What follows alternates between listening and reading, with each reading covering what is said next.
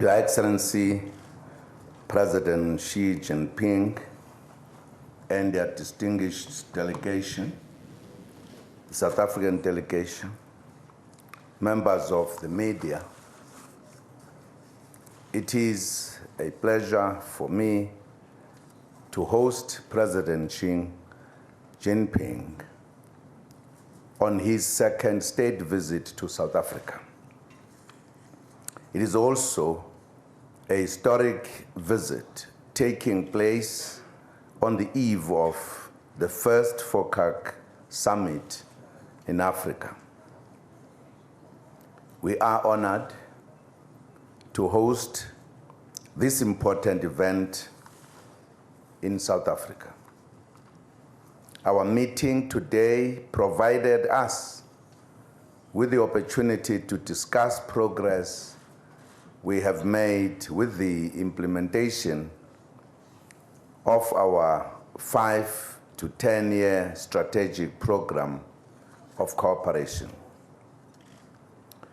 Many areas of cooperation have been identified, and a great deal of progress has been made in the areas identified for 2015.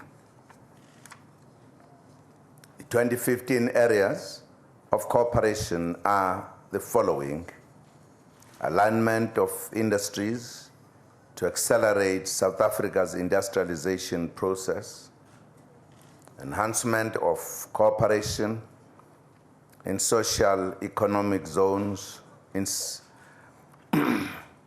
enhancement of marine cooperation, infrastructure development, human resource cooperation, and financial cooperation. In our discussions today, President Xi and I both expressed our satisfaction about the progress we have made in the implementation of identified projects. We focused on especially our economic and trade relations. We have just witnessed the signing of 26 agreements that are worth 94 billion rand. The volume of agreements indicates the amount of work that has been done in the past few months. We agreed that more could and should be done to increase our trade and investment figures. South Africa has just hosted an inward buying mission from China,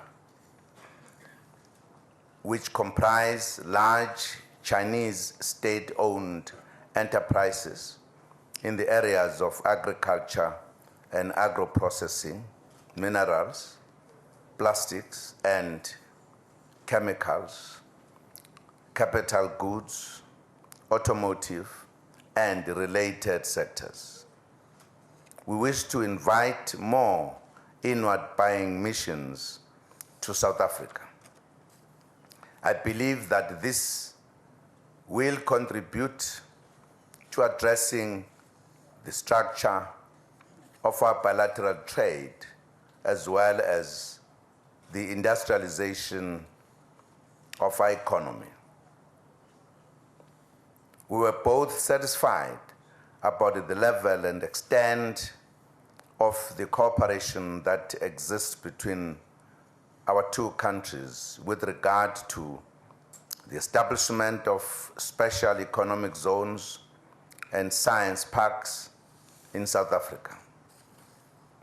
In this regard, I refer particularly to Chinese investments in the metallurgical cluster by the Hoi Mo Consortium within the Messina Special Economic Zone in Limpopo province. We requested China's continued support for the development of South African special economic zones and industrial parks, especially in infrastructure development and the establishment of incubation centers and specialized training institutes. In the area of energy, I informed President Xi that there is a niche for cooperation with China, mainly in wind, solar, and hydropower through the Renewable Energy Independent Power Producers Program. We have also discussed our cooperation related to Operation Pakisa, especially programs aimed at unlocking the potential of our ocean economy. Amongst others, these include the development of small harbors and the positioning and utilization of South African ports as transshipment hubs of Chinese ocean carriers in their global trade and within the BRICS trade. In addition, we also proposed further engagement with China on the recapitalization of our marine manufacturing capacity and investments in vessel construction businesses. We also seek to expand tourism and business interaction. We therefore welcome the introduction of direct flights between Johannesburg and Beijing by Air China. South Africa has opened 2 new visa processing centers in Chengdu and Guangzhou, which will further promote travel between the 2 countries. We have each expressed our views regarding the UN Climate Change Conference, COP21, which is currently taking place in Paris. The impact of climate change affects everyone. African countries are already experiencing some of the worst effects of climate change. We must anticipate that these impacts will worsen over time unless global greenhouse gas emissions are drastically reduced, with developed countries taking the lead.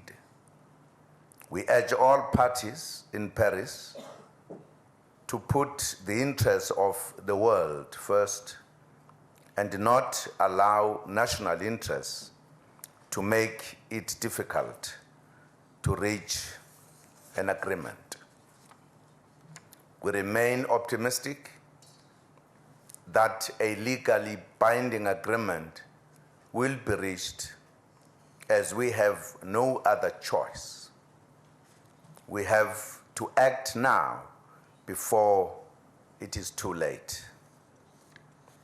We also confirmed to China our support for their presidency of the G20 and to cooperate with them to further advance those issues we deem crucial to developing countries.